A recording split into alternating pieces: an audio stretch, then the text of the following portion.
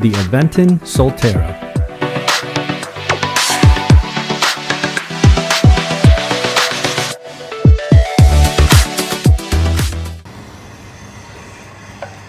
Hello everyone, welcome to Brian Unboxed. In this video, we're going to look at the Aventon Soltera electric bike.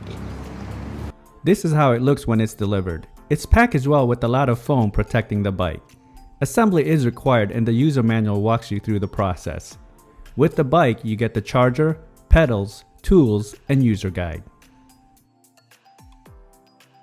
Just to highlight the assembly process, basically you have to install the handlebars, install the front wheel, install the pedals, attach the seat, adjust the display angle, and adjust the brakes if needed. Going over some specs, this comes in two colors, Onyx Black and Citrine. It has an aluminum alloy frame, 36 volt 350 watt brushless rear hub motor, 36 volt 9.6 amp hour lithium ion battery with LG cells, LCD display, 5 pedal assist levels, thumb throttle, 41 mile range, 20 mile per hour top speed, Shimano 7-speed shifter, front and rear lights. The bike weighs in at 43 pounds. The ideal rider height is between 5'3" to 6'4". A walkthrough around the bike, you'll see that the front has a 27.5 by 1.4 inch tires and the mechanical disc brakes. Towards the middle and the rear, you have the battery keyhole, the battery, kickstand, and mechanical disc brakes. And on the rear, you can see the rear lights. On the other side, you have the 350 watt rear motor, 7-speed cassette, and rear derailleur. And you have the charging port on the right side as well. Looking at the handlebar area, you have your brake levers, throttle, controls, bell, front light, display, gear shifter. Powering up the display, you can see it's simple and easy to read. Pressing the I button will cycle through the odometer, trip, time, power, average, and max speed. Pressing the plus button will cycle through the pedal assist levels 1 through 5, and pressing the minus will decrease it. Holding down the I button will give you access to additional settings to clear trip, adjust screen brightness, set units, system info, and connect to the app. Pressing the light button will activate the front and rear lights.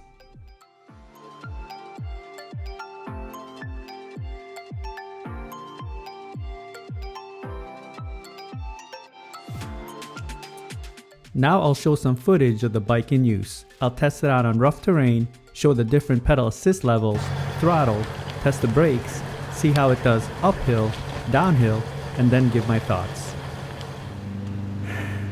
Now I'm going to do the off-road test. The bike doesn't have any front suspension forks or fat tires. It's meant more to be a street bike, just smooth surfaces, but let's see how it does on the rough trail here. Okay, here we go.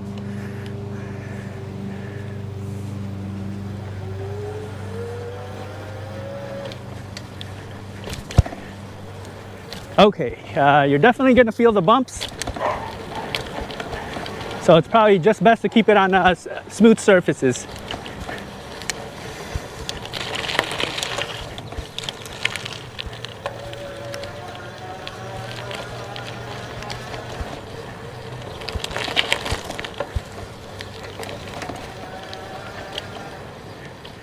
Now I'm going to do the speed test. The bike has 5 pedal assist modes and also the thumb throttle. I'll start off with the pedal assist.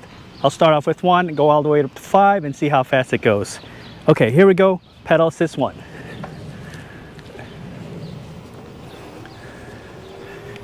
Nice steady pickup there. We're at about 8 miles per hour. Moving to 2.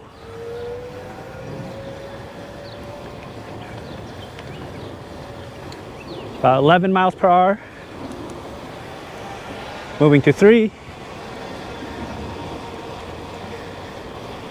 About 14. Pedal assist 4. About 17. And pedal assist 5.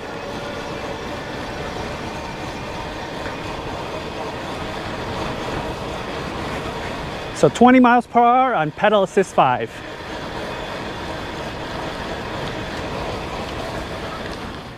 So with the pedal assist on number 5, we hit 20 miles per hour. Now I'm just going to use the thumb throttle and let's see how it does. Okay, here we go.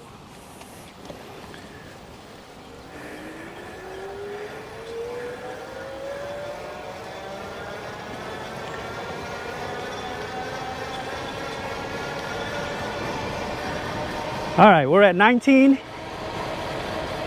and 20. So it looks like it's topping off at 20 miles per hour with the throttle.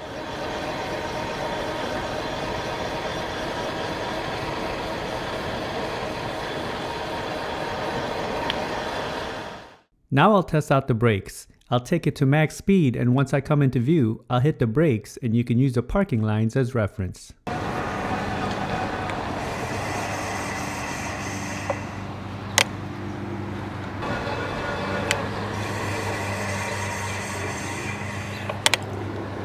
Now I'm going to do the uphill test. So we saw that with the throttle only, we hit 20 miles per hour along with the pedal assist.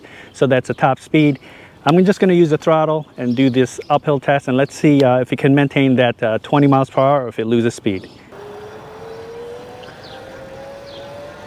Okay, nice smooth acceleration. Motor's fairly quiet. We're at about 18 miles per hour. Okay, so it looks like we're going to begin the climb at 19 miles per hour. So let's see if it holds it.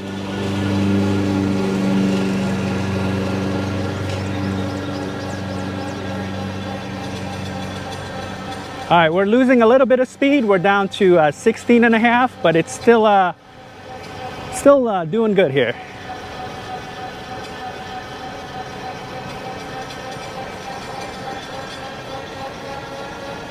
A little bit of a downhill here as we approach the turn. See how it handles.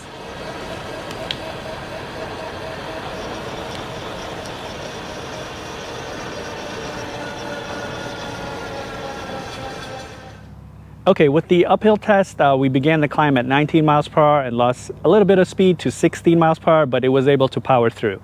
Now I'm going to do the downhill test. Let's see how it does. As usual, I'll probably have to slow it down as we approach that turn. Okay, here we go, downhill test.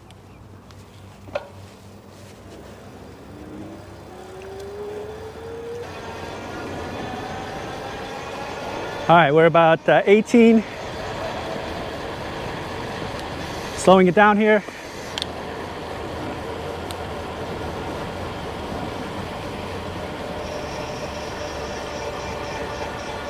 About 19 right now.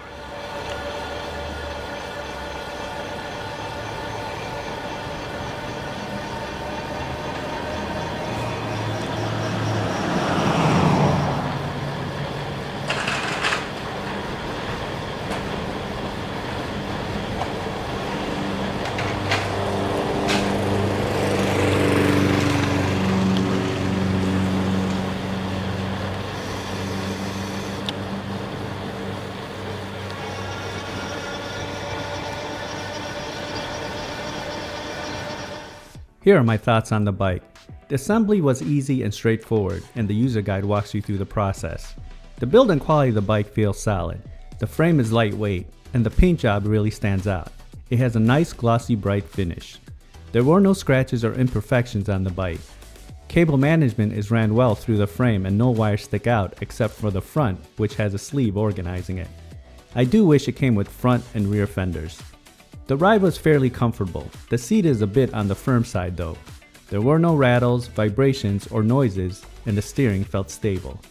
The handlebars are good length, but you will find yourself leaning forward a bit.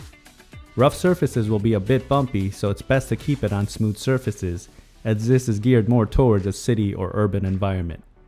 The 350 watt motor was sufficient, but it may struggle a bit on higher inclines. It did lose some speed during my testing, going from 19 miles per hour down to 16 as I did the uphill test. Using the pedal assist, I was able to reach 20 miles per hour along with the throttle as well. This has an advertised speed of 20 miles per hour top speed. It also has an estimated range of up to 41 miles, and this will depend on the pedal assist level, throttle usage, weight, and environment that you're in.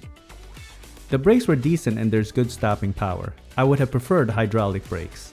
The LCD display is simple and intuitive. It's large and bright and doesn't get washed out on sunny days. Overall, I feel like the bike performed. This would be another good choice for an entry-level city urban bike. It has enough power and range to get you to your destination, and it's lightweight. And you also have 2 color options to pick from. So that is my review of the Aventon Soltera electric bike.